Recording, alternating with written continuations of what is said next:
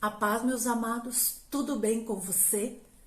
Venha comigo para Isaías, capítulo 43, versos 11 a 13. Eu sou o Senhor, e fora de mim não há Salvador. Eu anunciei a salvação, realizei-a e a fiz ouvir. Deus estranho não houve entre vós, pois vós sois as minhas testemunhas, diz o Senhor. Eu sou Deus. Ainda antes que houvesse dia, eu era, e nenhum há que possa livrar alguém das minhas mãos. Agindo eu, quem impedirá? Espero que essa mensagem venha provocar um milagre em sua vida. Mas antes, eu quero convidá-los a abrirem os vossos corações para serem impactados e cheios da unção que vem do alto. Então, deixe que essa palavra caia em seu coração e assim ela venha a germinar, dando uma forte e estrondosa árvore para que os seus frutos venham abastecer e abençoar a sua casa e aqueles que estão ao seu redor. Isaías, cujo nome significa Yahvé salva, ou Yahvé é a salvação, exerceu seu ministério no reino de Judá, tendo-se casado com uma esposa conhecida como a profetisa, que foi mãe de 2 filhos. O capítulo 6 do livro informa sobre o chamado de Isaías para tornar-se profeta, através de uma visão que ele teve do trono de Deus no templo, acompanhado por serafins, e que um desses havia lhe trazido brasas vivas do altar para purificar os seus lábios, a fim de que ele fosse purificado dos seus pecados. Então, depois disso, Isaías ouve a voz do próprio Deus, determinando que ele levasse ao povo a sua mensagem. Focado em Jerusalém, a profecia de Isaías, em sua primeira metade, transmite mensagens de punição, juízo para os pecados de Israel, Judá e das nações vizinhas, tratando de alguns eventos ocorridos ainda durante o reinado do rei Ezequias. E isso nós podemos verificar no final do capítulo 39. A outra metade do livro contém palavras de perdão, conforto, esperança, ou seja, a primeira metade remete a uma velha aliança e a segunda metade do livro uma nova aliança de perdão, de salvação, de graça. Pode-se afirmar que Isaías é o profeta que mais fala sobre a vinda do Messias, descrevendo ao mesmo tempo como um servo sofredor que vai morrer pelos pecados da humanidade, pelos meus e os teus pecados, mas também o descreve como príncipe soberano que vai governar com justiça. Por isso, um dos capítulos mais marcantes deste livro seria o 53, que menciona o martírio que estava aguardando o nosso Messias. Mas nós falamos tanto em milagres, e para que a gente possa assimilar melhor essa mensagem e nós sermos provocadores de milagres, nós precisamos entender o que é milagre. O que realmente é um milagre? É um ato fora do comum, é uma ação inexplicável, é um ato extraordinário, um ato sobrenatural. Então, desse modo eu posso ver que milagre não se explica, pois eu e você não podemos fazer sozinhos. Mas o milagre é sempre positivo e os seus efeitos alegram a nossa alma. O milagre sempre chega na hora certa, no momento em que a gente mais precisa dele. É meu dizer que o milagre não necessariamente conserva uma pessoa na presença de Deus. Senão o povo hebreu, ao sair do Egito, jamais teria murmurado e assim vagado pelo deserto. Mas uma coisa eu tenho certeza, milagre é bom demais. Talvez agora você queira ser um provocador de milagres. E eu quero que nessa altura da mensagem você já está querendo mais.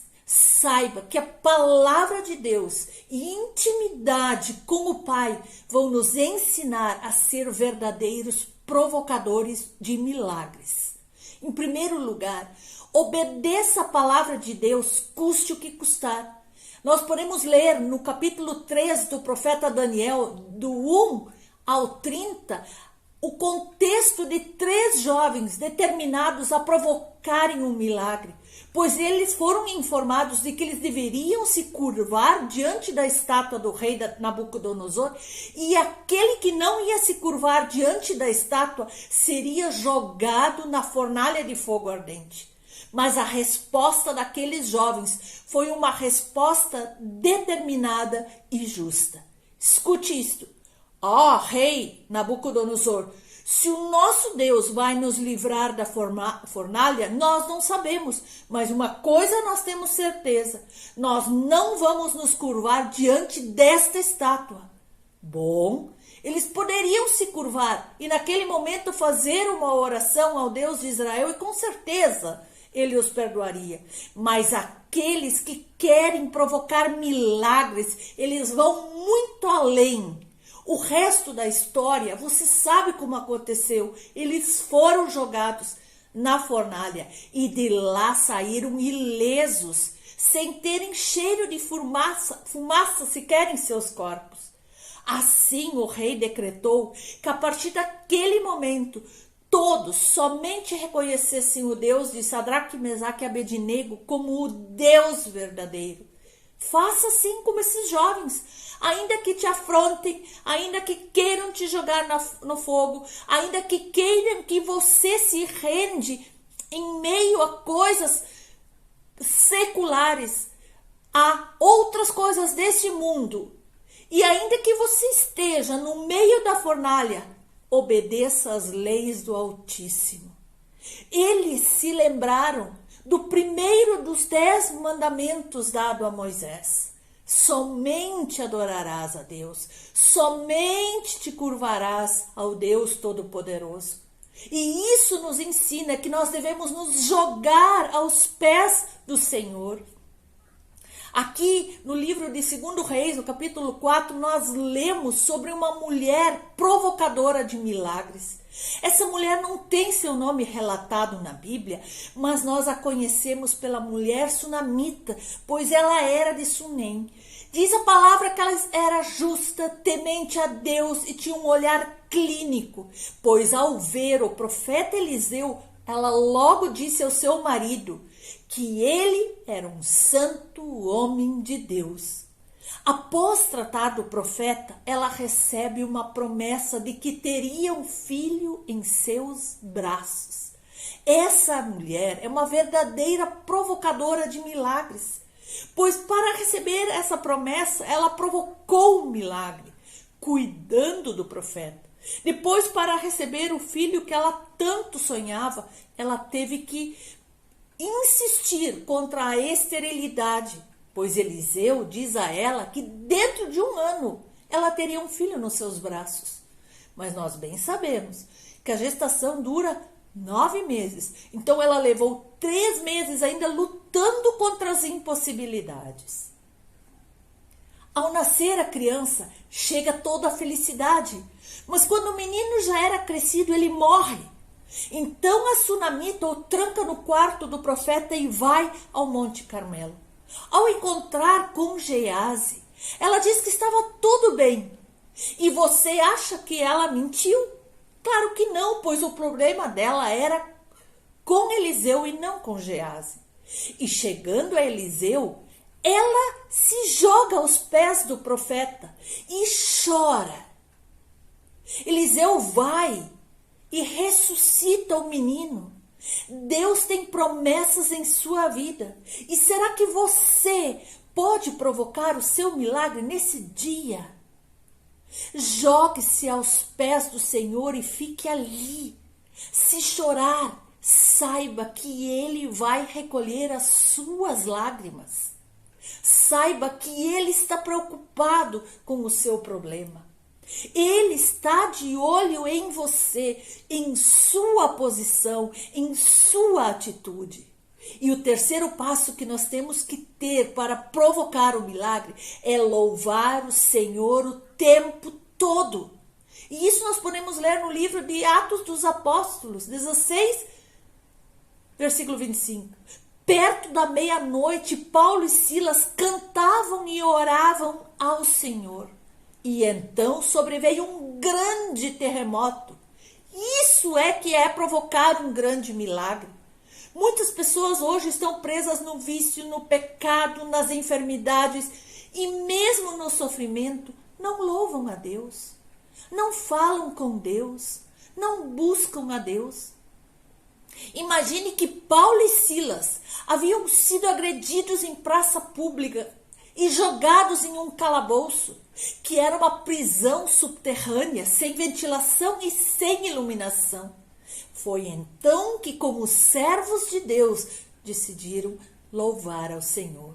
E em decorrência dessa ação, foi que aconteceu um estrondoso terremoto que culminou na entrega da vida a Jesus, do carcereiro e de sua família.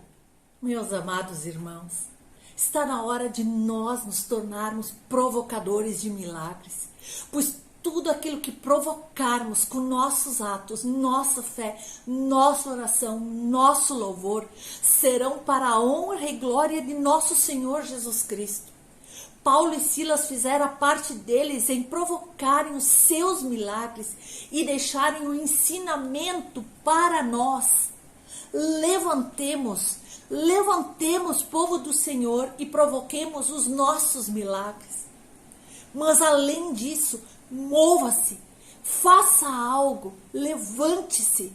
Você pode ver no Evangelho de Mateus, capítulo 9, 20 e 21, que havia uma mulher que há 12 anos sofria de uma hemorragia, havendo gastado tudo que tinha nos médicos, porém sem proveito algum. E ela disse: se tão somente eu tocar nas vestes de Jesus, eu serei curada. Queridos e amados irmãos, aquela mulher nem conhecia Jesus.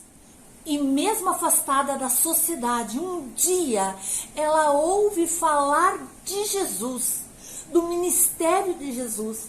Ela ouve notícias dos milagres que Jesus fazia.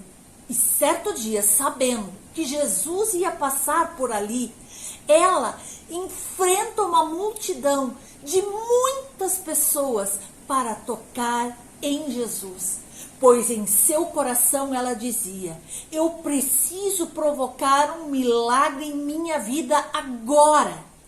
Por isso eu digo para você: mova-se, levante-se, faça alguma coisa, enfrente a multidão, mas não fique parado. Jesus não quer te ver assim. Jesus não quer te ver cabisbaixo, parado, jogado na beira do caminho. Ele quer que você se erga e tome uma atitude. Nós podemos ver também que não podemos ficar calados. Precisamos abrir a nossa boca. E isso nós vemos no Evangelho de Marcos, no capítulo 10, versículo 46. Ali nós vemos a história de um anônimo, mas preste bem atenção. A palavra relata que era Bartimeu, filho de Timeu. Então, ele foi provocar o seu milagre. Ele estava precisando de um milagre. E segundo a palavra de Deus, o filho de Timeu era mendigo e cego e vivia na entrada da cidade de Jericó. Agora veja, Jericó foi amaldiçoada por Deus. Um homem abandonado por sua família, cego, que não podia trabalhar, mendigo, vivendo de esmolas, na porta de um lugar amaldiçoado.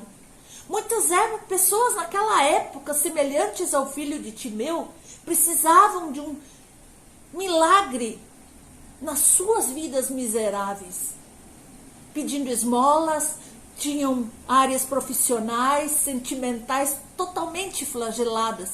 Eles precisavam provocar um milagre, mas o filho de Timeu, sabendo que Jesus passava por ali, começou a gritar: abriu a sua boca em alta voz, gritou: Jesus, filho de Davi, tem misericórdia de mim. Isso nos mostra o reconhecimento de que Jesus tem todo o poderio, toda a glória, toda a realeza, como Rei dos Reis e Senhor dos Senhores. Então também faça como Ele, abra sua boca, não faça você se calar, não deixe que te calem, como foi com o filho de Timeu. Nunca pare de clamar a Jesus, grite cada vez mais alto, reconheça a realeza e o poderio de Jesus em sua vida. Seja um verdadeiro provocador de milagres por onde quer que você passe. Não deixe os outros calar a sua voz. São muitos que estão pelo caminho, mas aquele que tomar uma atitude de fé é aquele que vai receber o seu milagre. Porque a fé provoca milagres, capaz de remover montes com uma só palavra, e principalmente de salvar o pecador, o imundo, o viciado, dando-lhe direito à vida eterna. Quando nós cremos, o impossível se torna real em nossas vidas e não existem limites para o poder de Deus. Se você quer provocar milagres, tenha fé. Se queremos ser provocadores de milagres, precisamos mudar alguns conceitos, a nossa forma de pensar. Venha comigo para Isaías 55, 8 e 9. Pois os meus pensamentos não são os vossos pensamentos, nem os vossos caminhos, os meus caminhos, diz o Senhor. Porque assim como os céus são mais altos do que a terra, assim os meus caminhos são mais altos que os vossos caminhos, e os meus pensamentos mais altos que os vossos pensamentos. Deus sempre tem algo maior para te dar, maior do que você imagina. Seja também um inconformado. Não estou dizendo descontente. Inconformado, porque Romanos 12, 2 nos diz: e não sede conformados com este mundo, mas sede transformados pela renovação do vosso entendimento, para que experimenteis qual seja a boa, agradável e perfeita vontade de Deus. Não aceite que os outros te digam: não posso, não é possível. Creia no poder de Deus para fazer algo tremendo em sua vida. E prepare-se para fazer grandes coisas. João 14, 12 nos diz: na verdade vos digo, que aquele que crê em mim também fará as mesmas obras que eu faço, e as fará maiores do que estas, porque eu vou para o meu Pai. Ele nos deixou essa função. Então vamos fazer direitinho. Que nós sejamos provocadores de milagres. É o que Deus quer que nós sejamos. É o que Deus nos chamou para sermos. Por isso, comece agora a fazer a diferença dentro da sua igreja, dentro da sua família, dentro do seu emprego, dentro da sua comunidade, dentro do seu local de estudos, e que Deus venha ser contigo. Eu tenho certeza, se você tomar uma atitude de fé, Deus vai te abençoar rica e poderosamente. Seja um provocador de milagres agora. Um super beijo e Deus te abençoe. Em nome de Jesus.